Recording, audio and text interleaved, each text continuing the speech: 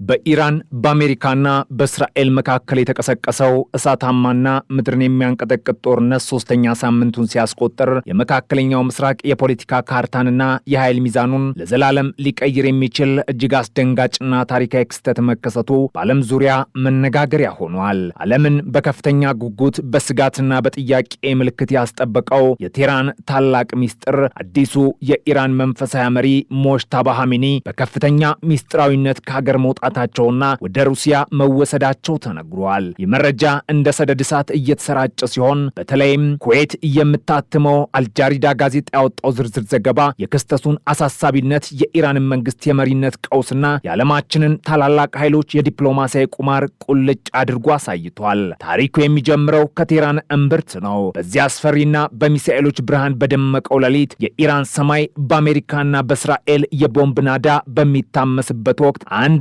የሩሲያ ወታደራዊ አውሮፕላን በከፍተኛ ጥበቃ ከኢራን ምድር ተነሳ።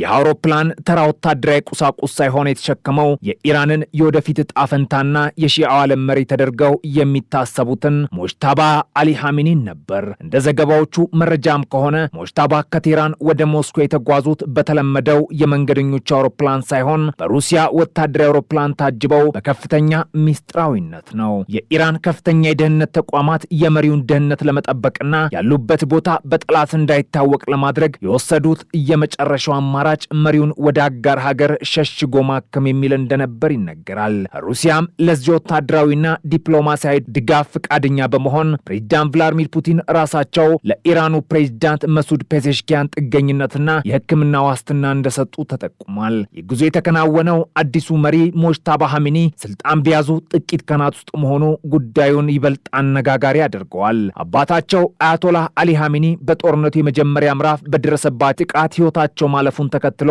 ሞጅተባ የኢራን መንፈሳዊ መሪ ሆነው መሾማቸው ይታወሳል። ሆኖም ግን የሹመት ዜናቸው ገና ሳይቀዘቅዝ አዲሱ መሪ ከሜዳው ጠፉ የሚለው ወሬ የኢራንን ወታደራዊ አመራሮችና ህዝቡን ክፉኛ አስደንግጧል። የሞጅተባ ኻሜኒ የጤና ሁኔታ በሩሲያና በኢራን ሚስጥራዊ ክፍሎች ውስጥ እንደ ታላቅ የመንግስት ሚስጥር ተይዟል። ሆኖም ግን አፈትልክ የወጡ መረጃዎች እንደሚጠቁሙት መሪው በጦርነቱ የመጀመሪያ ቀናት በደረሰባቸው ከባድ ጉዳት ምክንያት ከፍተኛ ቀዶ ሕክምና ያስፈልጋቸውም ነበር። ጉዳታቸው ምን ያህል ከባድ እንደሆነ የሚያትቱ ዘገባዎች ሁለቱም እግሮቻቸው ሊቆረጡ እንደሚችሉ፣ ሆዳቸውና ጉበታቸው ላይ ከፍተኛ ስብራትና መቁሰልን እንደደረሰባቸው፣ አልፎ ተርፎም ራሳቸውን ስተው በኮማ ውስጥ እንደሚገኙ ይገልጻሉ። ይህ ሁኔታ በኢራን ውስጥ ሊሰጥ የማይችል የሕክምና ክትትል የሚሻ በመሆኑ በክሬምሊን ቤተ መንግስት ውስጥ በሚገኝ ልዩ የሕክምና ማዕከል ውስጥ በሩሲያ ምርጥ ስፔሻሊስቶች ክትትል እየተደረገላቸው እንደሆነ ይታመናል።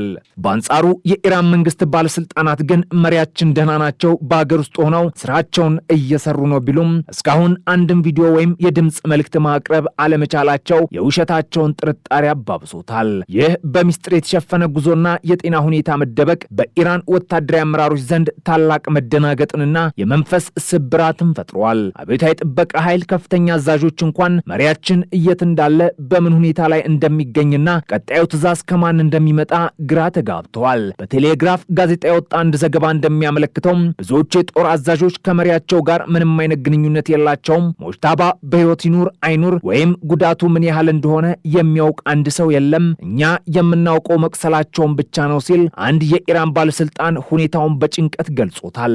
ይህ የመረጃ ክፍተትና የመሪነት መጥፋት ኢራን በጦርነቱ ላይ ያላትን ቁጥጥር እያላለውና በአዛዦች መካከል አለመተማመንን እየዘራ ይገኛል። ጦርነቱ ግን አልቆመም። የአሜሪካና የእስራኤል አውሮፕላኖች የኢራንን ስልታዊ ቦታዎች፣ የነዳጅ ማከማቻዎችንና የኒኩለር ማዕከላትን ደጋግመው እየመቱ ነው። በሌላ በኩል የአሜሪካው ፕሬዝዳንት ዶናልድ ትራምፕ ይህንን አጋጣሚ በመጠቀም በኢራን ላይ ያላቸው የስነ ልቦና ጫናን አክረውታል። ትራምፕ በሰጡት መግለጫ ሞጅተባ ኻሜኒ በሕይወት መኖሩን ማንም አላረጋገጠም፣ እስካሁን ብቅ አላለም በማለት የዓለምን ጥርጣሬ አባብሰውታል። እየሰማ ያለውት መሪው በሕይወት የለም የሚል ነው፣ ካለ ደግሞ ለሀገሩ የሚበጀውን አድርጎ እጁን መስጠት አለበት ሲሉ ያፌዙበት መሰል ንግግር ማድረጋቸው ዋሽንግተን የኢራን አመራር መፈራረስ በንቃት እየተከታተለች መሆኑን ያሳያል። አሜሪካ ለመሪውና ለከፍተኛ የአይአርጂሲ አባላት መረጃ ለሰጠ $10 ሚሊዮን የገንዘብ ሽልማት ማዘጋጀቷም አደኑ እስከምን ድረስ እንደሄደና አሜሪካ ሞጅተባን በሕይወትም ይሁን በሞት እንደምትፈልጋቸው ማሳያ ነው።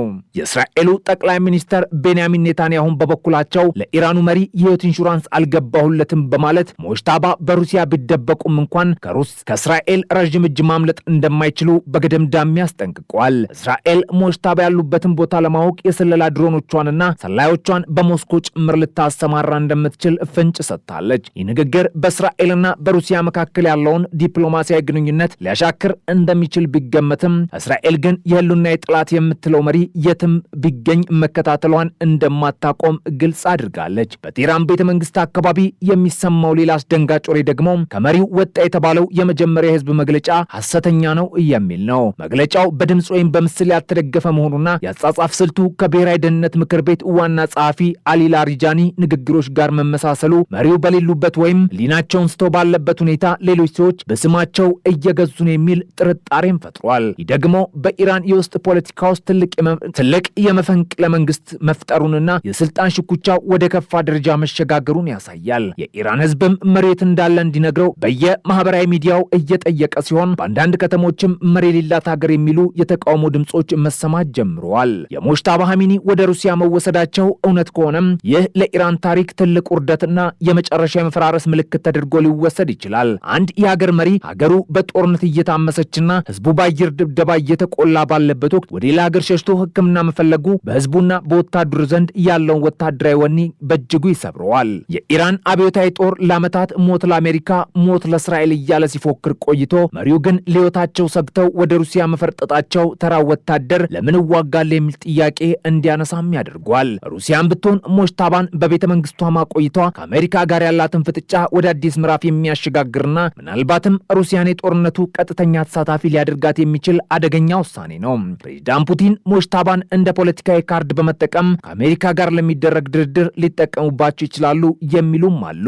ይህ በእንዲህ እንዳለ ጦርነቱ በሌሎች መስኮችም እየከፋ ነው። አሜሪካ የኢራንን ክሮን ጆል ወይም የንግስት ጌት ተብላ የምትታወቀውን ካርግ ደሴት ለመቆጣጠር ወታደሮቿን ልትልክ እንደምትችል የሚገልጹ ሪፖርቶች ወጥተዋል። ይህ ደሴት የኢራን ዋነኛ የነዳጅ ኤክስፖርት ማዕከል በመሆኗ እሷን መቆጣጠር ማለት የኢራንን የኢኮኖሚ ደም ስር መበጠስ ማለት ነው። ኢራንን በበኩሏ የቻይናን ቤዱ ሳተላይት በመጠቀም በአሜሪካ የባህር ኃይል ቤዞች ላይ ጥቃት ለመሰንዘር እየሞከረች እንደሆነም ይነገራል። ይህም ጦርነቱ በኢራንና በአሜሪካ መካከል ብቻ ሳይሆን ታላላቅ ሀገራት ሩሲያና ቻይና ከጀርባ ሆነው የሚሳተፉበት ዓለም አቀፍ ግጭት መሆኑን ያመላክታል። በኒውዮርክና በሌሎች ዓለም አቀፍ ከተሞች የሚኖሩ ኢራናውያን የሞጅታባን ፎቶግራፍ በመቅደድና በመርገጥ የስርዓት ለውጥ እንዲመጣ ሰልፍ እየወጡ ነው። ለእነዚህ ተቃዋሚዎች የሞጅታባ መቁሰልና መሰደድ የአያቶላዎች ስርዓት ማብቂያ ምልክት ነው። በአገር ውስጥም ቢሆን የመንግስት ሰራተኞችና ወታደራዊ አባላት ቀጣዩ ጊዜ ምን ይዞ እንደሚመጣ በስጋት እየተጠባበቁ ነው። ኢራን በአሁኑ ሰዓት መሪ የሌላት መርከብ መስላለች። ማዕበሉ ግን እየጠነከረ ነው። በአሁኑ ሰዓት በመካከለኛው ምስራቅ ያለው ውጥረት ጣሪያ ነክቷል። የሞጅታባ ኻሜኒ መጥፋትና በሩሲያ መደበቅ ዜና የኢራን አብዮታዊ መንግስት ህልውና ጥያቄ ውስጥ ከቶታል። ዓለም አቀፍ ተንታኞች እንደሚሉት የኢራን መንግስት መሪው በህይወትና በጤና መኖራቸውን የሚያሳይ ተጨባጭ ማስረጃ በአስቸኳይ ካላቀረበ የኢራን ጦር መፈራረሱና የህዝቡ አመፅ የማይቀር ይሆናል። ዶናልድ ትራምፕና ቤንያሚን ኔታንያሁ ይህንን ክፍተት ተጠቅመው የኢራንን ስርዓት ሙሉ በሙሉ ለመጣል ቆርጦ የተነሱ ይመስላሉ። ሞጅታባ በሞስኮ ቆይተው ይፈወሱ ይሆን ወይስ የኢራን መንፈሳዊ መሪነት ዘመን በሩሲያ ምድር ላይ እያበቃ ይሆን የሚለው ጥያቄ የዘመናችን ትልቁ የፖለቲካ እንቆቅልሽ ሆኖ ቀጥሏል። ሩሲያ መሪውን አሳልፋ ትሰጥ ይሆን ወይንስ አዲስ የኢራን መንግስት በስደት በሩሲያ ምድር ላይ ይመሰረት ይሆን? እነዚህ ሁሉ ጥያቄዎች መልስ የሚያገኙት በጦርነቱ ቀጣይ ሂደት ላይ ነው። የጦርነቱ እሳት በነደደ ቁጥር የሞጅታባ ሚስጥርም አብሮ እየገነፈለ ይገኛል። ቴህራን በታሪኳ አይታ የማታውቀው የመሪነት ድርቅና የውጭ ወረራ ስጋት ውስጥ ወድቃለች። የሞጅታባ ኻሜኒ ወደ ሩሲያ መፈርጠጥ ዜና እውነትነቱ ከተረጋገጠ ይህ በ21ኛው ክፍለ ዘመን የታየ ታላቅ የፖለቲካ ውድቀትና የታሪክ መታጠፊያ ሆኖ ይመዘገባል። ይህ የኢራንና የምዕራባውያን ኃይሎች ፍጥጫ ወደ ለየለት ጦርነት ከተቀየረ በኋላ ዓለም ከመቼውም ጊዜ በላይ በስጋት ተውጣለች። የሞጅታባ ኻሜኒ ወደ ሩሲያ መሄድ ዝም ብሎ የሕክምና ጉዞ ብቻ ሳይሆን የመካከለኛው ምስራቅን የኃይል ሚዛን የሚገለብጥ የጂኦፖለቲካ የመሬት መንቀጥቀጥ ተደርጎ ሊወሰድ ይችላል። ታሪኩ ግን በዚህ ብቻ አያበቃም። የሞጅታባ ከቴህራን መጥፋት ተከትሎ በኢራን ውስጥ ያለ የውስጥ ሽኩቻና የህዝቡ የስነ ልቦና ሁኔታ ወደ ከፋ ቀውስ አምርቷል። የሞጅታባ ኻሜኒ የሕክምና ጉዞ የተከናወነበት መንገድ ራሱ የአንድ ትልቅ የድብቅ ኦፕሬሽን ፊልም ይመስላል። በካስፒያን ባህር በኩል በዝቅተኛ ከፍተኛ እየበረረ የራዳር እይታን ለማምለጥ የሞከረው የሩሲያ ወታደራዊ አውሮፕላን በውስጡ የያዘው ሰው የኢራን የመጨረሻ ተስፋ ወይም የመጨረሻ ውድቀት ምልክት እንደሆኑ ሞስኮም ቴህራንም ያውቃሉ። ፕሬዚዳንት ቭላዲሚር ፑቲን ይህን ውሳኔ የወሰኑት ከከፍተኛ ወታደራዊ አማካሪዎቻቸው ጋር ከመከሩ በኋላ እንደሆነም ይነገራል። ለፑቲን ሙሂዲን ሞጅታባን በሞስኮ ማቆየት ማለት ከኢራን ጋር ያለውን ስትራቴጂካዊ ጥምረት ማጠናከር ብቻ ሳይሆን ከአሜሪካ ጋር ለሚደረገው ማንኛውም ድርድር የማይበገር ካርድ በእጃቸው ማስገባት ማለት ነው። በክሬምሊን ውስጥ የሚገኘው የሕክምና ማዕከል አሁን የኢራን መንግስት ጊዜያዊ ዋና መስሪያ ቤት ሆኗል ቢባል ማጋነን አይሆንም። በሞስኮ ያለው የሕክምና ሁኔታ እጅግ አሳሳቢ እንደሆነ የሚገልጹ ምንጮች መሪው በተደጋጋሚ ራሳቸውን እንደሚስቱና የሩሲያ ስፔሻሊስቶች የነርቭና የውስጥ አካላት ቀዶ ሕክምና ለማድረግ ሌት ተቀን እየሰሩ እንደሆነ ይጠቁማሉ። የመረጃ ግን ለኢራን ህዝብ አልተነገረም። በቴህራን ጎዳናዎች ላይ ያለው ጭስና የፈረሱ ህንፃዎች ምስል መሪው በሌሉበት ሀገር ውስጥ የሚታይ የባዶነት ስሜት ይፈጥራል። የኢራን ጦር አዛዦች በመሬት ላይ ካሉ ወታደሮቻቸው ጋር ያላቸው ግንኙነት እየተቋረጠ ነው። ወታደሮቹ የምንዋጋው ለማን ነው የሚል ጥያቄ እያነሱ ነው። መሪው በሌሉበት የሃይማኖት የበላይነትና የርዕዮተ ዓለም ጥንካሬው እየላላ መጥቷል።